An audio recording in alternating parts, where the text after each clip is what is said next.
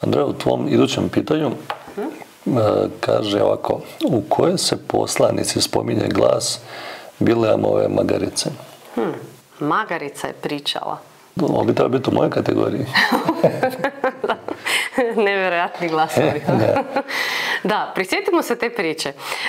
Tog događaja koji imamo zapisano u brojevima, to je 4. Mojsijeva knjiga, u 22. poglavlju. Izraelci putuju pustinjom, izašli su iz Egipta i u jednom trenutku nastanili su se kod Moabskih polja i bili su sa istočne strane rijeke Jordan nasuprot Jerihonu. I Moabom je tada vladao kralj Balak. I Balak se jako uplašio tog naroda, vidio je koliko su veliki i moćni i Balak je pozvao proroka Bileama da baci prokletstvo na Izrael, na Božji narod. On se jako prepao i vidio da nešto se tu mora desiti, da ne bi on nastradao. U svakom slučaju Bog se javlja proroku Bileamu, kaže ne smiješ baciti prokletstvo na taj narod jer je blagoslovljen. Sad ponovo, nakon što on rekao ne mogu, neću to raditi, Bog mi ne da, opet kralj njega nagovara, kaže nemoj da te išta spriječi, ja ću te bogato nagraditi, želi ga privući sa tim nekim zemaljskim stvarima i bogatstvima. I sad nakon toga opet prorok Bileam razmišlja i idućeg jutra ustaje, uzima svoju magaricu i kreće na put. I Bogu to nije bilo po volji i poslao je anđela, anđeo ostane pred njega, Bileam ga ne vidi i anđeo je došao da ga spriječi, da ga ubije. Ali tko ga je vidio? Vidjela ga je Bileamova magarica. I magarica se sklonila s puta i krenula u polja sa tog glavnog puta i Bileam je počeo udarati da se vrati nazad. I kako je on nju udarao, kako su se micali, tako se anđeo pomicao, bio sve bliže, put je bio sve uži, magarica se nije imala gdje pomaknuti. U svakom slučaju 3 puta je on tu jadnu magaricu izudarao. I napokon Bog daje magarici čovječji glas i magarica progovori i kaže što sam ti to učinila da si me već 3 puta izudarao. I tada je Bog i Bileamu otvorio oči i on je vidio Božjeg anđela kako stoji sa mačem isukanim. I on se bacio se pred njega i u svakom slučaju sad ga i anđeo pita zašto si tu kao svoju magaricu i tako dalje. On ima kratki razgovor sa anđelom i dobiva dalje upute što da dalje radi. I vraćamo se sad dalje, znači na našu poslanicu gdje se ovaj događaj spominje. Znači u ovoj poslanici u 2. glavi nam se govori o lažnim učiteljima i upozorava se da je u prošlosti bilo lažnih učitelja u Božjem narodu, da je i tada u to vrijeme bilo i da će ih biti i kasnije, da će donositi kriva učenja, odbaciti Gospoda koji ih je otkupio. U toj istoj poslanici spominje se potop, spominje se Božje kazne, znači te neke, i na koji način je spasio pravedne, kao što je spasio u potopu Novu i njegovu obitelj. Spominje se Sodoma i Gomora i kako je izbavio Lota, koji je isto tada bio u tom mjestu pravedan jedini. I govori se o tome kako će Gospod uvijek izbavljati pobožne ljude iz nevolja. I isto tako, u toj poslanici spominje se da je Balam bio ukoren za svoju zloću i magarica, koja inače ne može govoriti, progovorila ljudskim glasom i spriječila prorokovo ludilo. Ono što je meni ovdje zanimljivo je zapravo da, ja pretpostavljam da dosta ljudi može reći priče za malu djecu, kakva magarica priča i tako dalje.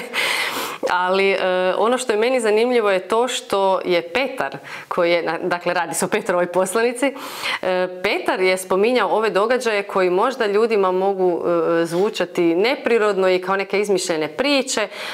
Židovi su u to vrijeme jako dobro poznavali Toru, jako dobro su poznavali svoj dio Biblije koji su do tada imali i proroke i te Mojsijeve knjige i oni su to primili za ozbiljno. Oni to nisu primili kao neku priču izmišljenu, nego su to shvatili tako kako to zbilja je i tako su prenosili dalje.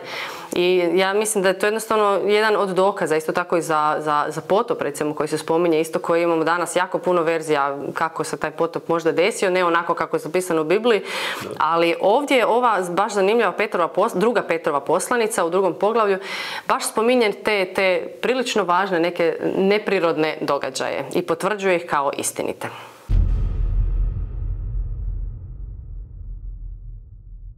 Gorane, tvoje zadnje pitanje. Može. Tko je uznesen na nebo u prisutnosti svojih sljedbenika? Možemo postaviti ko bi još mogao biti uznesen. Da li je to bio možda Mojsije, Ilija, koji se spominju u Evanđelju, ili Isus Krist. Koliko znate odgovor, onda će biti vrlo jednostavno, a govorimo o Isusovom uznesenju, da su bili prisutni njegovi učenici i ova teritorija je bila poznata i Isusu i učenicima. Zašto? Isus je dosta vremena provodio sam. I gledao se jedan dokumentarac gdje kaže da su našli neke male pećine na Masljenskoj gori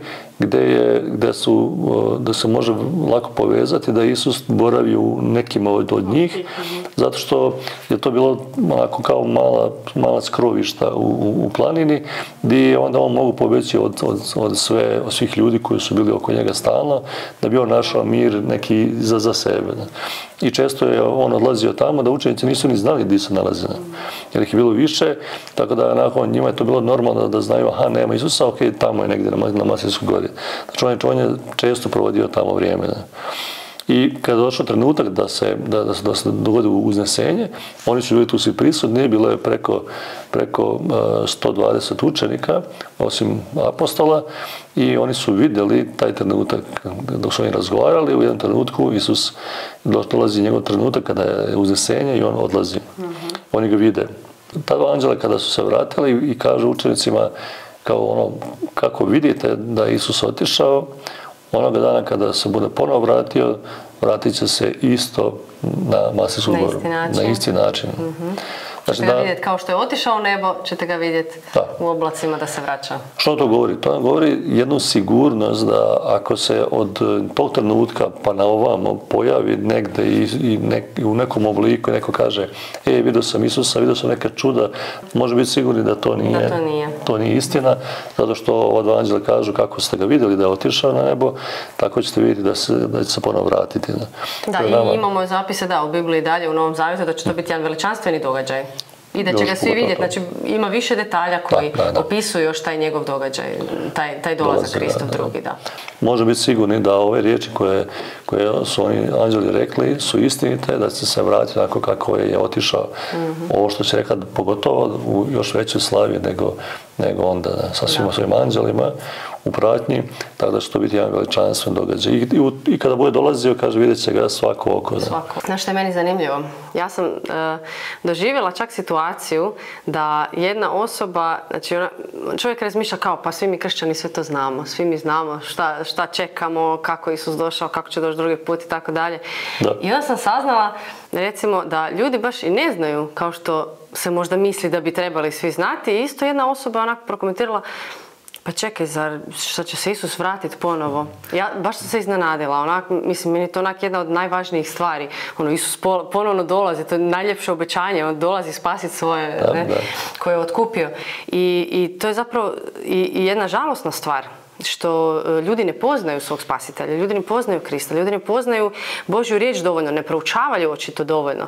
Jer to je jedno prekrasno obećanje, to je nada koju čekamo, koja se iščekuje već 2000 godina. Znači, učenici njegovi su čekali, mislili su kako će doživjeti njegov drugi dolazak. Pavle je mislio da će doživjeti. Rani kršćani su mislili, svi su nadali, čekaju već vjekovima i mi smo pred vratima.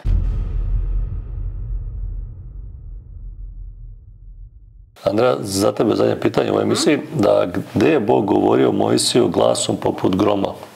Da, to je bio jedan fantastičan i veličanstven događaj. I bio bi svima nama da smo mogli biti tamo i gledati to i slušati to, i bio je za izraelski narod. I ajmo ponuditi prvo odgovore. Znači, da li se to desilo još u Egiptu, da li se to desilo kod Crvenog mora ili se to desilo na planini Sinaj.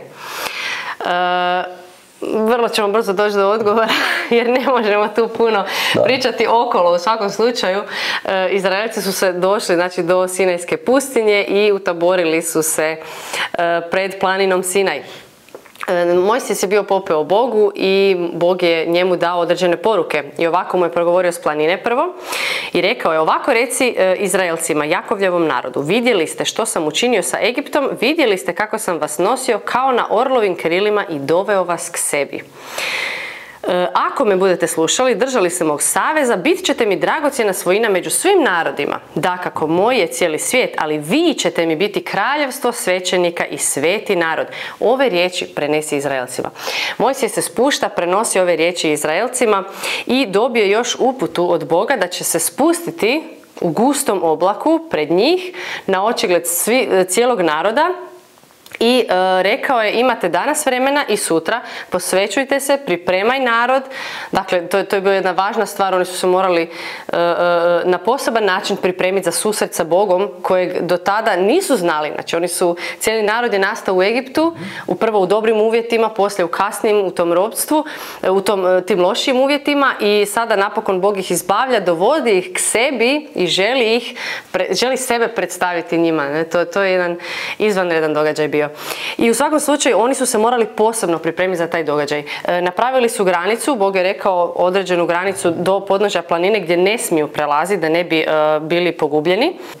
I ono što se događa trećeg dana ujutro, Bog silazi u gustom oblaku na planinu, okružen vatrom, znači piše iz planine je sukljao dim kao iz velike peći. Znači ovdje imamo tako dobar opis, na neki način možemo zamisliti da stojimo kraj vulkana.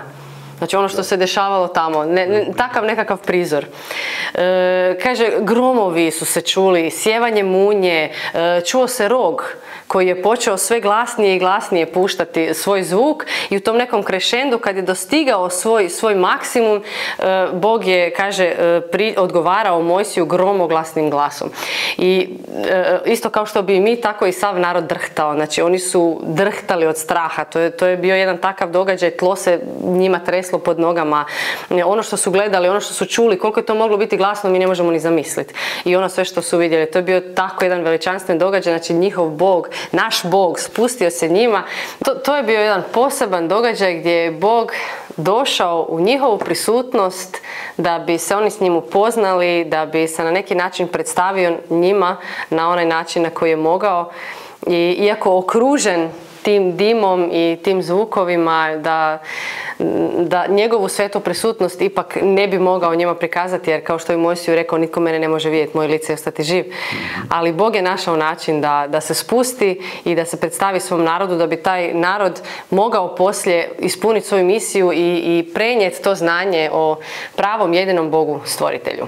I stigli smo do kraja i ove epizode i nadamo se da ste s nama uživali u ovim uzbudljivim biblijskim putovanjima. Kao što smo i mi uživali, i pretplatite se na naš kanal i podijelite ovo na društvenim mrežama kako bi i mi i vi mogli pratiti zajedno kako napredujemo kroz proučavanje i spoznaju Božje riječi. I vidimo se u idućoj epizodi. Vidimo se. Vidimo se.